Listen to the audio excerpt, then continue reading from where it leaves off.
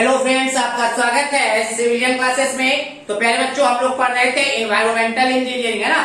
तो हम लोग पढ़ रहे थे पहले बच्चों प्यूरिफिकेशन ऑफ वाटर, है ना। प्यूरिफिकेशन ऑफ वाटर में हम लोग देखे कि सोर्स का पानी स्क्रीनिंग में जाता है, स्क्रीनिंग से सेडिमेंटेशन में जाता है, सेडिमेंटेशन से कोएगुलेशन में जाता है, कोएगुलेशन से फिल्ट्रेशन में जाता है, उसके बाद डिसइंफेक्शन में जाता है, फिर उसके बाद पानी को हम लोग कम्युनिटी में कन्वे कर देते हैं, डिस्ट्रीब्यूट कर देते हैं। तो हमने सेडिमेंटेशन टैंक पढ़ चुके हैं। अब हम लोग देखेंगे कोएगुलेशन टैंक के बारे में। तो प्यारे बच्चों, हम लोग पहले ही जान चुके हैं कि कोएगुलेशन टैंक से हम लोग कोलाइडल पार्टिकल को रिमूव करते हैं। किसको रिमूव करते हैं? कोलाइडल पार्टिकल को रिमूव करते हैं। तो प्यारे बच्चों, एक बात याद रखें, कोलाइडल पार्टिकल तो घुला हुआ पार्टिकल होता है, उसको कैसे रिमूव किया जाए? क्या छाना जाए क्या?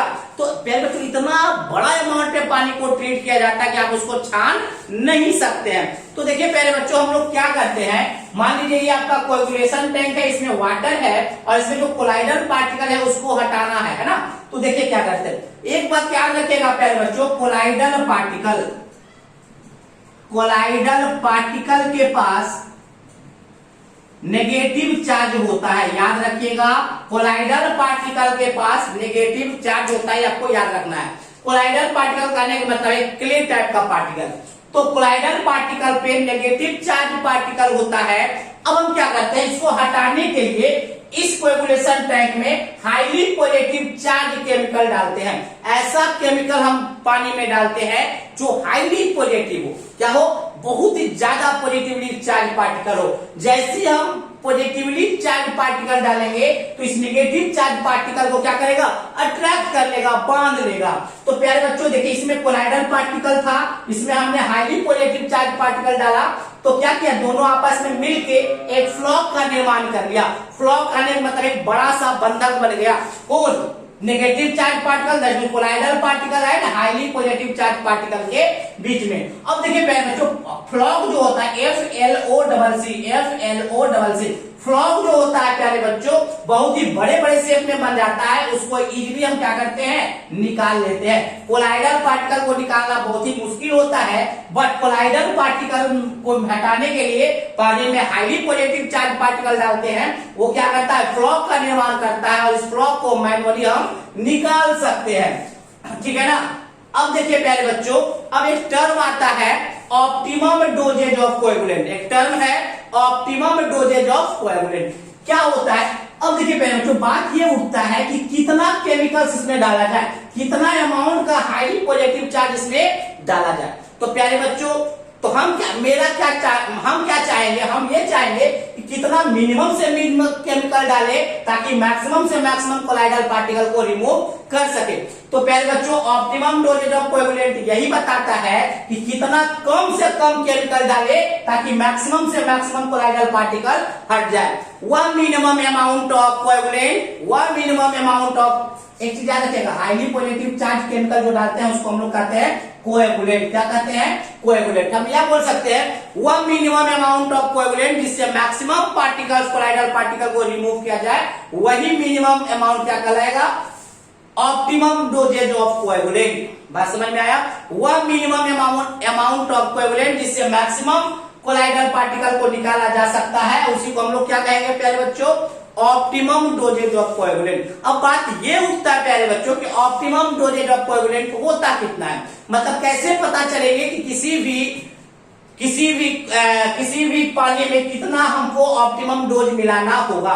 तो उसको पता करने के लिए हम लोग जार टेस्ट करते हैं। देखेंगे आगे जार टेस्ट क्या होता है। तो उसके लिए हम लोग क्या करते हैं, जार टेस्ट करते हैं। तो देखिए पहले बच्चों, हमने क्या बोला, अब पढ़ते हैं, हमने क्या लिखा है, coagulation is a process to remove the colloidal particle. Coagulation एक ऐसा प्रोसेस है जिससे हम कोलाइडल पार्टिकल को रिमूव करते हैं। कहां से? From the water. किसके हेल्प से करते हैं? हाईली पॉजिटिव चार्ज पार्टिकल की मदद से। तो with the help of highly positive charge chemical is known as coagulation, is known as coagulant. जो हाईली पॉजिटिव चार्ज पार्टिकल होता है उसका क्या नाम है? कोएगुलेंट नाम है। अब हम बात करें ऑप्टिमम डोजेज ऑफ कोएगुलेंट का।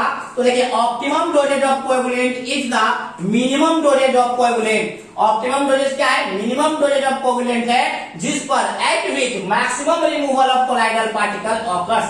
ऑप्टिमम डोज वह मिनिमम डोज है कोएगुलेंट का जिससे मैक्सिमम कोलाइडल पार्टिकल को रिमूव किया जाए। अब हमको कैसे पता चलेगा ऑप्टिमम डोज, तो हम जार टेस्ट से पता करते हैं। Optimum doses of coagulant is determined by jar test, ठीक है ना। चलिए आप इसको नोट डाउन कर लीजिए।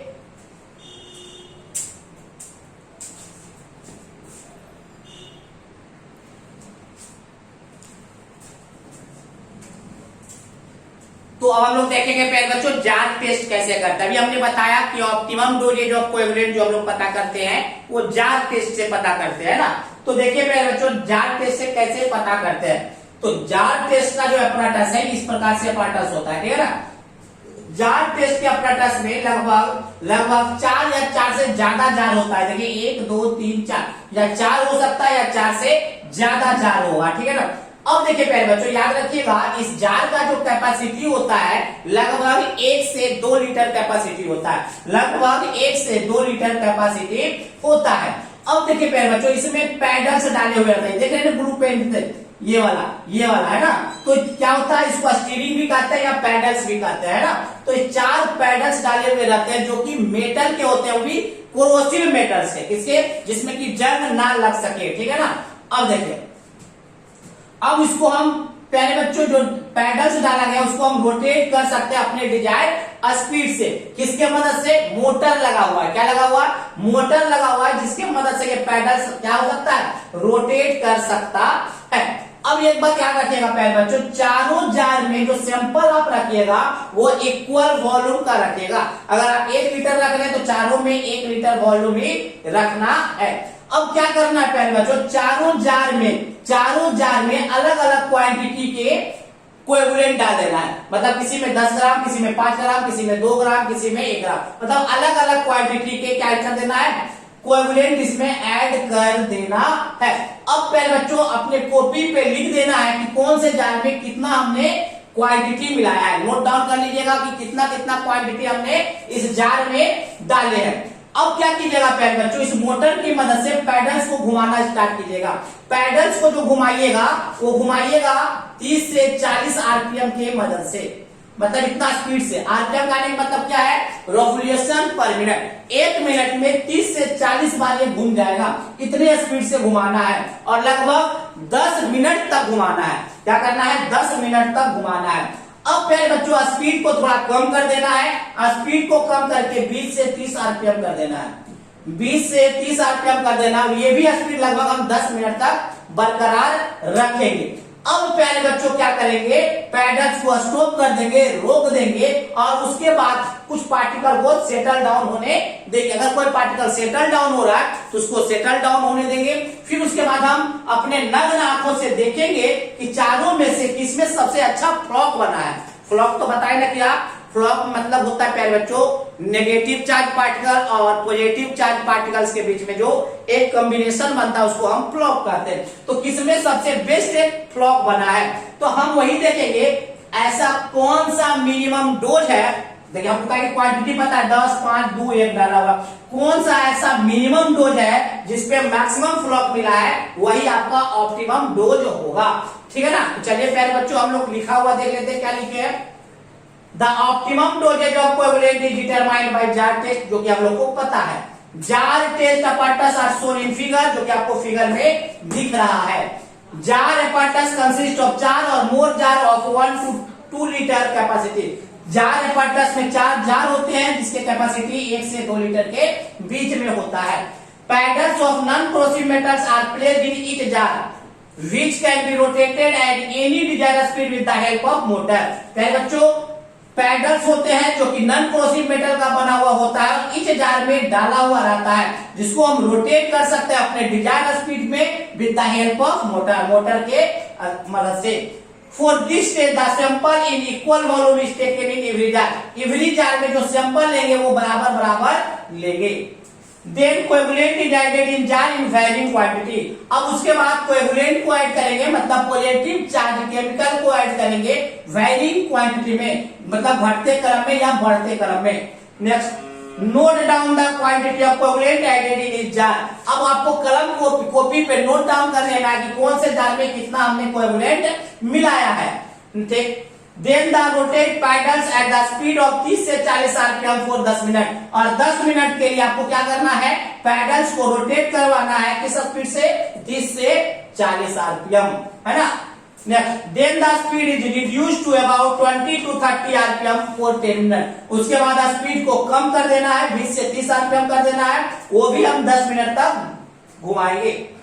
देन स्टॉप द पैडल्स, अब पैडल्स को रोक देना है, एंड नोट द फ्लॉक, और फ्लॉक को नोट कर लेना है, and note the floc formed in each jar, और फ्लॉक किसमें कितना कितना बना है वो नोट डाउन कर लेंगे। आफ्टर सेटल डाउन, कुछ पार्टिकल सेटल डाउन होता है तो उसके बाद the minimum dosage of coagulant which give the best floc is called optimum dosage. हम देखेंगे कौन सा ऐसा जार है जिसमें आपने मिनिमम डाला था और मैक्सिमम फ्लॉक दे रहा है, वही होगा ऑप्टिमम डोज ऑफ कोएगुलेंट। तो प्यारे बच्चों, ये हमारा था जार टेस्ट। अब हम लोग देखेंगे कौन कौन से टाइप्स के कोएगुलेंट होता है। हमने तो बोल दिया कि पॉजिटिव चार्ज केमिकल्स डालते तो वो केमिकल्स कौन कौन होता है, तो उसके बारे में हम लोग चर्चा करेंगे। तो पहले आप इसको नोट डाउन कर लीजिए।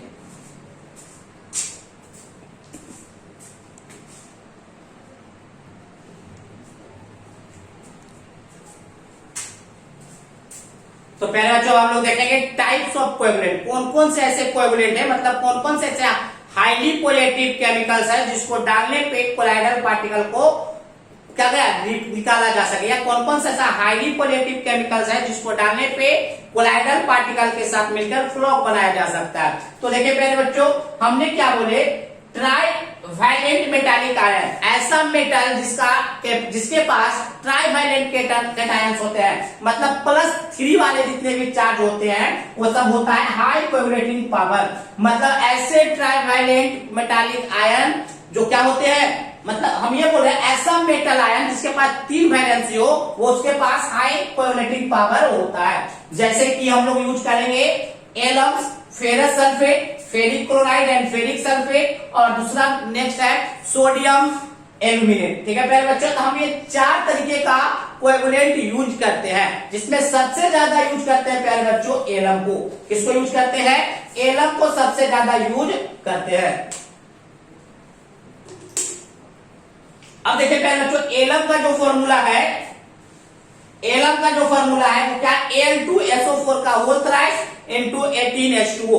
फिर जो एलम को यूनिवर्सल कोएगुलेंट भी कहा जाता है, याद रखिएगा, ऑब्जेक्टिव में आ सकता है कि ऐसा कौन सा कोएगुलेंट है जिसको यूनिवर्सल कोएगुलेंट कहते हैं, तो वो कौन है, Al2SO4 whole thrice into 18H2O, और ये इसको एलम कहा जाता है। इसीलिए इसको यूनिवर्सल कोएगुलेंट कहा जाता है कि प्यारे बच्चों, क्योंकि सबसे बढ़िया रिजल्ट यही देता है एलम। बढ़िया रिजल्ट कहने का मतलब क्या है, ज्यादा से ज्यादा कोलाइडल पार्टिकल को ये रिमूव कर देता है।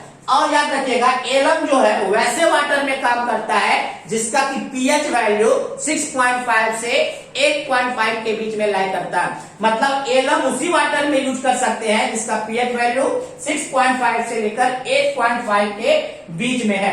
अगर इसके केमिकल फॉर्मूला के बात करें, यही इसका केमिकल फॉर्मूला है। अगर हम इसका मोलेकुलर वेट के बारे में बात करें तो इसका मोलेकुलर वेट है 466 ग्राम, 666 ग्राम, ठीक है ना।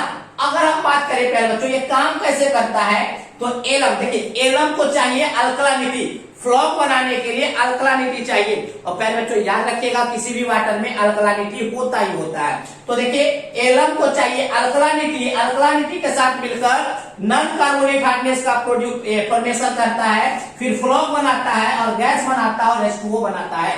देखिए ये हुआ एलम, ये देखिए प्यारे बच्चों अल्कलानिटी है। जैसी अल्कलानिटी डाले तो देखिए नॉन कार्बोनेट हार्डनेस बन गया, ये आपका फ्लॉक हो गया, ये आपका गैस हो गया, ये आपका H2O हो गया। अब देखिए ये जो है आपका अल्कलानिटी टूटकर बनता है कैल्शियम कार्बोनेट, कार्बन डाइऑक्साइड और H2O। कैल्शियम कार्बोनेट पानी में टूट के बनता है कैल्शियम ऑक्साइड प्लस CO2। तो ये प्यारे बच्चों आपका था एलम्स। क्या था, एलम्स। एलम्स एक यूनिवर्सल और बेस्ट कोएगुलेंट है जो इफिशिएंट रिजल्ट देता है, याद रखिएगा, है ना। तो यही बात हमने लिखे हुए हैं कि alum is called universal coagulant. Alum को यूनिवर्सल कोएगुलेंट कहा जाता है क्योंकि यह इफिशिएंट रिजल्ट देता है। यह सुटेबल वैसे पानी के लिए है जिसका पीएच वैल्यू लाई करता है 6.5 से 8.5। इसका केमिकल फॉर्मूला ये है और मोलेकुलर वेट 666 ग्राम है। चलिए पहले आप इसको नोट डाउन कर लीजिए।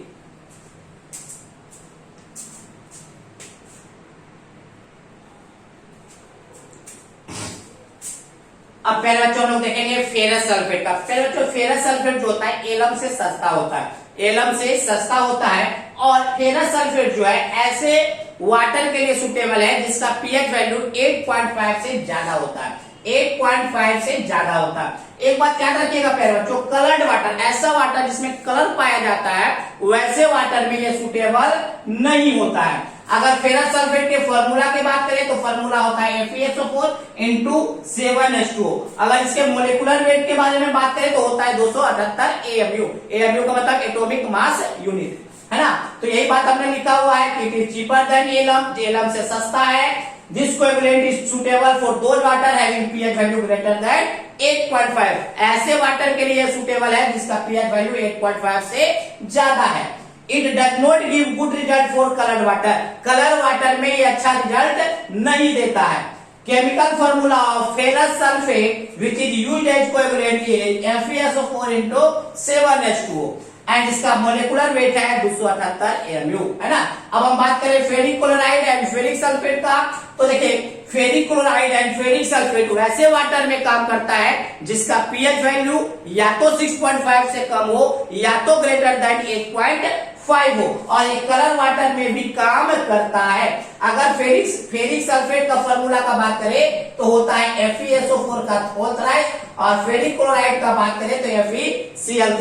अगर फेरिक क्लोराइड का मोलिकुलर वेट का बात करें तो 162.5 और इसका होता है 400 AMU। इतना ही बात लिखा हुआ है। It works on those water having pH value either less than 6.5 and greater than 8.5. That means प्यारे बच्चों ferric chloride and ferric sulphate वैसे वाटर में काम करेगा जिसका pH वैल्यू 6.5 से कम या 8.5 से ज्यादा हो। It also treat colored water, coloured water को ये भी ट्रीट कर सकता है, बट ये देखिए फेरस सल्फेट कलर्ड वाटर को ट्रीट नहीं कर सकता था। Chemical formula of ferric sulphate is this and ferric chloride is this. Molecular weight of ferric chloride is 162.5 जबकि फेरिक क्लोराइड का है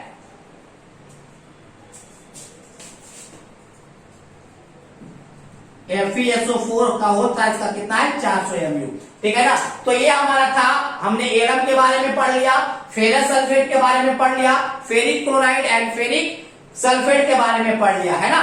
चलिए इसको नोट डाउन पहले कर लीजिए।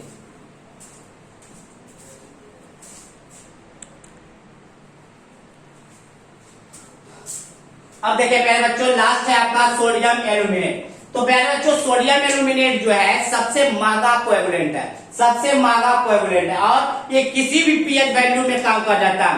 इसमें कोई दिक्कत नहीं, कोई भी पीएच वैल्यू वाटर का होगा ये काम कर जाएगा। और ये कलर वाटर में भी प्यारे बच्चों काम करता है, कलर वाटर में भी ये काम करता है। ठीक है, ये था सोडियम एल्यूमिनेट, है ना। अब हम बात करेंगे, तो हमने प्यारे बच्चों टाइप्स ऑफ कोएगुलेंट पढ़ लिए। अब हम देखेंगे प्रोसेस ऑफ कोएगुलेशन। प्रोसेस बहुत ही आसान है प्यारे बच्चों। Colloidal particle will not settle on, दो बार लिखा गया, will not settle on coagulation tank because weight of colloidal particle is negligible। कहा प्यारे बच्चों कोलाइडल पार्टिकल कभी भी कोएगुलेशन टैंक में सेटल नहीं करता है क्योंकि कोलाइडल पार्टिकल के पास वेट जो होता है वो बहुत ही नेग्लिजिबल होता है, बहुत ही कम होता है। आपको पता है जिसका वेट होगा वही सेटल करेगा, है ना। And colloidal particle carry negative charge, but colloidal particle के पास नेगेटिव चार्ज होता है, इसीलिए वो एक दूसरे को रिपेल करता है, एक दूसरे को टेरता है। इसीलिए देन हाईली पॉजिटिव केमिकल जिसको हम कोएगुलेंट करते हैं उसको हम ऐड करते हैं, is added and these colloidal particle attract with coagulant, और कोलाइडल पार्टिकल अट्रैक्ट हो जाता है इस कोएगुलेंट से और फ्लॉक का फॉर्मेशन करता है। This floc is removed manually. ये था आपका प्रोसेस। तो प्यारे बच्चों कोएगुलेशन भी पूरी तरीके से समाप्त हो गया। तो हमने सेडिमेंटेशन टैंक पढ़ लिया, मतलब सेडिमेंटेशन प्रोसेस पढ़ लिया, कोएगुलेशन प्रोसेस पढ़ लिया, है ना। अब हम लोग देखेंगे प्यारे बच्चों फिल्ट्रेशन, है ना। तो चलिए आज के लिए बस इतना ही। थैंक यू, और नोट डाउन कर लीजिए।